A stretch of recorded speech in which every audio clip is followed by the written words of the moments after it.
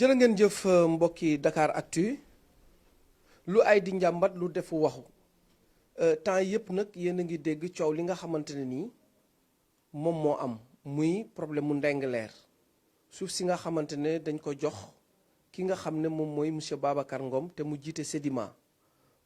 coow li nag mel ni tulle ak màlle ci biir Sénégal ba tax na xam ngeen ne Dakar Actu dafa taq rib ci mbir moomu moom mooy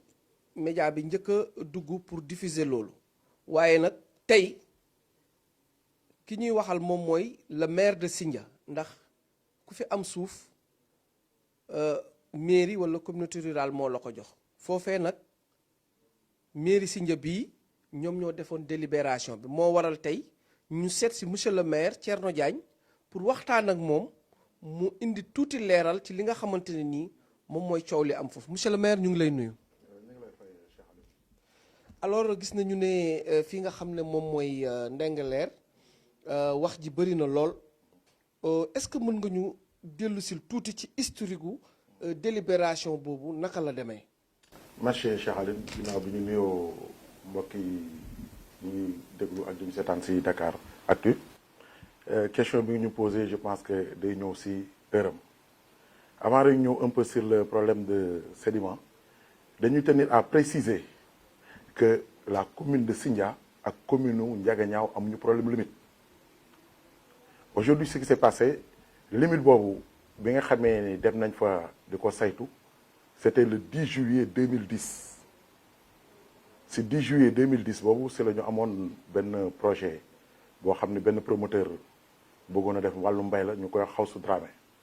moom lañ fa jëkk attribuer quelque chose comme 50 hectares à l'intérieur de ces 50 hectares il s'est trouvé que bu ñu demee ba installé ko il y a 9 paysans de Ndingler je précise bien 9 paysans de Ndingler yu doon cultiver ci biir 50 hectares yi dont 13 hectares 9 paysans de Ndingler qui occupaient 13 hectares dans le périmètre communal de Sindia jamono yooyu jamono commune rurale la on a fait une délégation avec le conseil rural de Sindia le commission domaniale ak bu Ndiaganiao ak les 2 sous-préfets autant ñoo wàcc sur le terrain pour constater les faits par rapport ak ñooñu nga xam ne ñoo dëkk Ndingler di bay ci biir Sindia loolu bi mu amee dañ leen a indemniser jiw bañ fa jiwoon dugub les chefs CADL yi fa nekkoon muy madame Ndoye Yanflé Touré moo nekkoon du côté de Sindia il y a une dame Mbeng elle est allée en retraite moo nekkoon du côté de Fissel ñoo calculé woon impense yi si jamono yooyu mu doon 2,5 millions ñu indemniser ces 9 paysans de Ndingler aujourd'hui même bi ñu leen indemniser fi nga xam ni y avait un projet bu Sindia attribué woon le projet Diatrofa du président Wade foofu lañ leen orienté pour que ñu récupérer leurs 13 hectares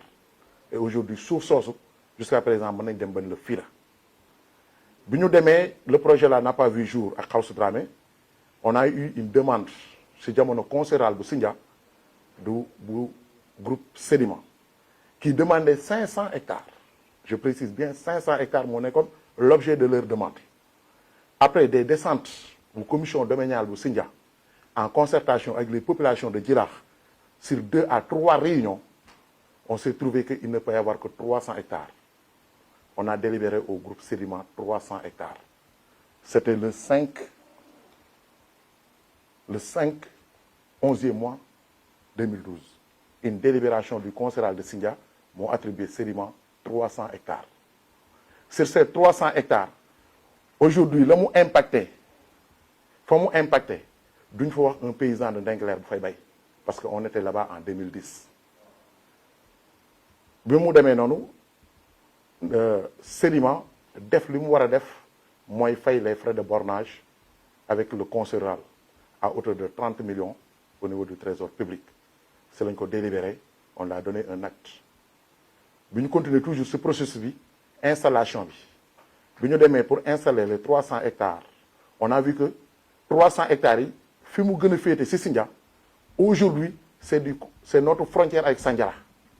ce n'est même pas notre frontière ak Ndiaganiao c'est là où on est frontalier avec Sandiara foofu la 300 hectares yi commencé installé wu pour arriver fi nga xam ne fa la ñu frontière ak un peu Ndiaganiao cela vraiment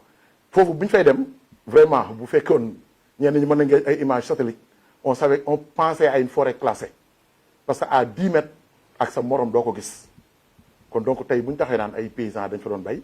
man vraiment daf may xaw a jaaxal parce que moi j'étais là en tant que vice-président du conseil rural en 2012 bokkoon naa si ñuy installer le projet de la sédiment dans la zone vraiment loolu mën nañ ko wax un peu comme historique. alors monsieur le maire gannaaw historique boobu. léegi kon lan moo indi coow li lan moo waral tey am ñu jóg indi coow bu toll nii ne ñoom seen suuf lañ jël. bon moi je pense que bi ñu continuer si toujours processus bi après installation Babacar Ngom bi mu demee ba nettoyer son terrain on a vu des gens de Ndingler ñëw di réclamer tool foofu après l'installation de Babacar Ngom après 2012 bu ñu joxee Babacar ba délimiter ko surface am ba mu xam fi mu yem ba nettoyer il y a des gens de Ndingler yu ñëw naan dañ fa am tool en écoutant les médias si quelqu'un li ñuy wax léeg-léeg man ma jot si dégg si on me dit que y a 80 hectares yu waa Ndingler di bay dont 40 paysans su fekkee 2012 la 2012 je pense que fekk na Comitral yëpp mûrir ñor ku am suuf Comitral moo la war a jox aujourd'hui les gens de Ndingler nañ moom prouver des délibérations même provenant de Ndiaganiao qui attestent que ils ont des 2 hectares 40 paysans 2 hectares pour avoir 80 hectares ça c'est insensé aujourd'hui la distance bi nga xam ni moo fi la surface bi nekk ak Ndingler mais soo koy calculer c'est day dem dans les 5 hectares dans les 5 kilomètres aujourd'hui bu fekkee ñoom dañuy réclamer ni foofu moom dafa bokk si Ndiaganiao moi je pensais que vraiment le maire la mairie de Ndiaganiao ou l'ancien conseil rural de Ndiaganiao ñoo waroon na ñëw qu'on clarifie cette situation mais aujourd'hui on ne l'est pas parce que xam nañ ne amul kon ñoom dañoo jël de leur propre gré war a ñëw dugg si suuf boo xam ne le conseil rural de Sindia daf ko attribué woon ba pare ñu ñëw fa pour réclamer ay tool et que loolu aujourd'hui même ñoom bu ñu koy réclamer les populations de Djilakh sont très bien placées pour répondre et dire réellement ce qui se passe parce que bi ñu koy def ay maga nga fa chef de village baa nga foon et tant d'autres kon ñun gisuñu benn raison aujourd'hui que des gens de Ndingler se proclament de dire qu'ils ont des terres sur le sédiment et toujours revenir sur le sol il y a 9 paysans de Ndingler qui exploitaient 13 hectares dans le périmètre communal de Sindia c'est à côté une partie la fin du projet sédiment une bonne partie de ces 13 hectares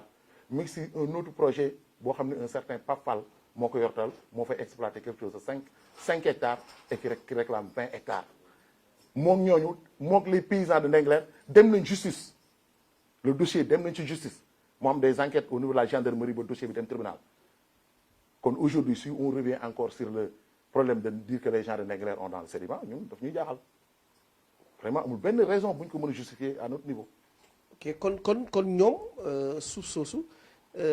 ñoom kon jàppale ne ñoom 40 personnes yi ñuy wax béyuñu foofu. non nit musu fa récolter ça je peux le confirmer nit musu fa récolter si tu me dis les 9 paysans yi nga xam ne ñun dañ leen fa fekk en 2010 ñu ne amoon nañ fa ay tool ce sont des parents à des gens de Djilakh ñooñu man fekkuma seen récolte lañ fekk ba indemniser leen 2 millions 500 mooy dañoo fekk waa ji terrassé ñu ñëw bay waa ji li mu terrassé ñu ñëw jiw si koom ñu calculer ko muy 13 hectares ñu calculer le rendement pour que bu année bi bu saison bi jeexoon au mois d'octobre ce que le mil va donner ñu évaluer ko à 2 millions 500 ñu Hawsu Dramé moo ko dégagé ñu indemniser leen seen jiw moom jiw parce que dañ ne non suñu mbokk yi baykat lañ jaaduwul ñuy jiw ba pare ñu joxe projet te ñoom amuñu luñ ci am cela a été fait avec les 9 paysans de Ndingler. léegi kon suuf si ñuy wax. am na ñu naan mairie Sindia dafa joxe suuf ba joxe suuf bu mu moomul kon tey jàpp nañ ni suuf si ngeen joxe yéen a ko moom si sa wax. mairie Sindia ba léegi je défie n'importe qui suñu demee limité mairie Sindia moo nekk limite entre Ndiaganiao Sandiara ak Sindia limite yi mu nga fa changé wul li ñu joxe yëpp c'est intégralement dans le périmètre communal de Sindia loolu je vous dis et je le confirme. am na ñuy susciter benn débat di wax ne pourquoi ngeen accepter délibérer hectares yu toll noonu jox ko benn nit est-ce que mën nga tontu loolu. mais ça c'est vraiment important et je pense que boo liree document délibération bi ça a été bien relaté tey Babacar Ngom c'est un opérateur économique sénégalais au maximum qui a fait des preuves yu ñu mën a gis. Aujourd'hui la zone de Djilakh bi ñu koy jox Babacar en 2012 Babacar était le 3e promoteur bu ñëwoon seet si ñu pour que ñu jox leen suuf. Je te dis en 2010 jox nañ fa Xawsu Dramé ses représentants sont là au Sénégal sont là au Sénégal ils ne pouvaient pas exploiter foofu parce que c'était une forme de forêt. am na beneen kilifa diine bu ñu fa joxoon 25 hectares aujourd'hui bi mu demee julli nañ fa tisbaar julli fa takkusaan mu bëgg fa def jaamu fa yàlla comme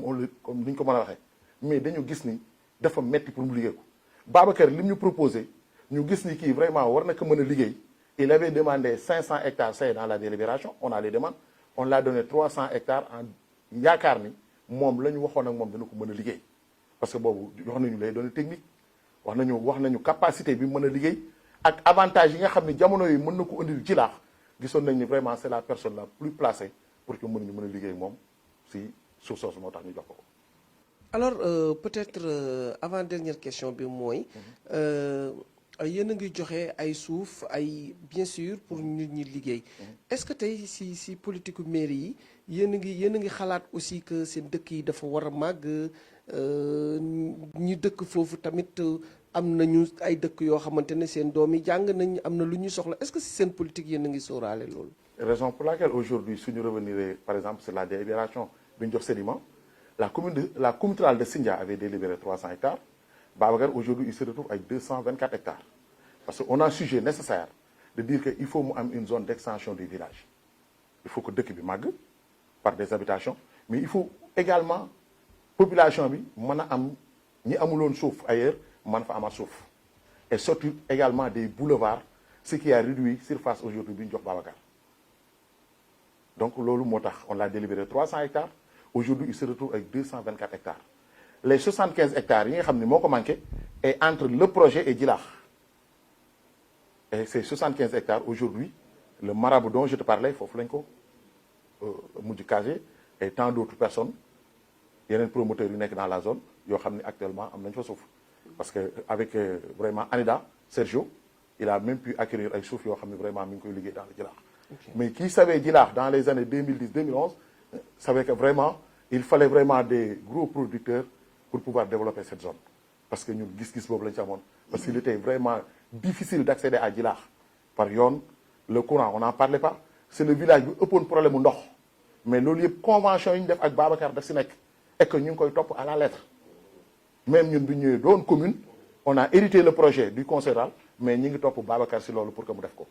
te aujourd'hui forage yi nga xam ne mi ngi koy gas ñi ngi si jël en compte pour que population bi man si jëriñu te bi mu koy teg it am na leneen loo xam ne ay avantages yoo xam ni population bi doon nañ ko am si projet bi. peut-être sama dernière question moom mooy monsieur le maire gannaaw bi la Dakaractu gërëmee gis nañu ne ñëpp dañuy wax ne Sindia suuf. Sindia monsieur le maire kenn mënu ko jot. te xam naa ne dinañ amaat yeneen waxtaan war nga ñu ko mën a dig ndax problème mu suuf moom bëri la nga ko lool. incha allah effectivement Sindia suuf parce que Sindia c'est le réceptacle de l'aéroport aujourd'hui quand on dit l'aéroport international Blaise Diagne les avantages de l'aéroport c'est dans le Sindia aujourd'hui bu ñu wax prôner un peu le port de Ndayane après quand on aura installé le port de Ndayane fii de ce suuf c'est dans le Sindia et que tout le monde c'est un ruée vers Sindia. Aujourd'hui, le problème de foncier qu'on parle de gauche à droite, à 80%, dañ jox un exemple comme l'installation de l'usine Taïfor des Chinois. Il fallait que le conseil municipal imprègne aussi davantage pour que mu installe tey doon jariñ population bi. Et on a pas mal d'investisseurs yoo xam ne dañuy départ ut si Sindia. Donc il faut nga def benn management waxtaan ak population bi waxtaan ak borom tool yi authentique yi fi nekkoon waxtaan ak promoteurs yi pour pouvoir installer tous ces projets ak extension village yi nga wax tout à l'heure parce que quelqu'un qui savait le village comme Sindia qui xamoon le village comme Kéniambour ku xamoon comme Gandigal en 98 Gandigal pour nga traversé ko en clin d'œil la mais aujourd'hui Gandigal bokk na si dëkk yi ëpp si commune Sindia en moins de vraiment 20 ans mu def benn tey Sindia da ngay ñëw vraiment population bi dafa multiplier na par 6 fois nga dem à Kéniambour c'est pareil nga dem jusqu'à Thiafra en allant jusqu'à Guéréo population bi vraiment day augmenter wu d'une façon boo xam ne et que ñëpp bëgg am kër ñëpp bëgg am fu ñu liggéey donc kooku il faut nga am une gestion foncière boo xam ni de gauche à droite les gens vont parler dugg na génn na. c'est pas parce que le maire de Sindia bëggul interview ak journaliste yi mais man dama yaakaar nit heure booy waxal loo xam ne dina jariñ nit ñi mais wax pour wax aussi amul sens et je pense que jëf moo ëpp solo di wax ñun nañ nekk suñu roq rek di jëf bu wax jotee nag bu wax jotee ñu war a wax donc comme lii xew ñëpp di si wax donc il fallait ñu ñëpp di si wax ji bari il fallait ñu leeral li fi nekk que ñun amuñ si problème que Babacar Ngom amuñu problème ak waa Ndingler amuñu problème ak le maire de Ndiaganiao mais dañuy wax li nga xam ne mooy la xew que ñeneen ñi nga xam ne vraiment c'est pour des raisons politiques que dañoo soxla ay postes ailleurs donc ñooñu du ces genre de trucs là lañu dañ dem si population bi ñu defal population bi lu leen amal njariñ ba ëllëg ñu mën leen a fal ay maire parce que ñi agité wu yëpp xam nañ leen dañuy woo téléphone en dehors de ce problème là soo gisee ñun musuñu si nu ngoo wax parce que man je le prends comme un problème politique am na poste bu ñu soxla ce poste là buñ ko soxlaa nañ dem fañ ko soxlaa ñu waxee ko neneen mais buñ naan quelqu'un qui gagne le Sandock gagne le Ndiaganiao loolu vraiment amul sens merci. jërëjëf monsieur le maire Thierno Diagne mbokki Dakaractu entretien exclusif la woon ak maire Sindia par rapport ak problème mu Ndingler par rapport xëy na dinañ comme ni ma ko waxee ci interview dinañu ñëwaat ndax commune bu bëri ay jàppal bàyyil ci wàllu suuf la mais ñu ngi koy remercier ci accordé bi mu ñu accordé li nga xam ne moom mooy interview bi di wane ne aussi problème mu Ndingler mu ngi noonu Dakaractu njaaxaanaay la ci tëddee. Incha allah toutes les parties ku bëgg a wax nous sommes ouverts pour jël la pour vraiment recueillir say xalaat joxe ko c'est le public qui juge jërë ngeen jëf.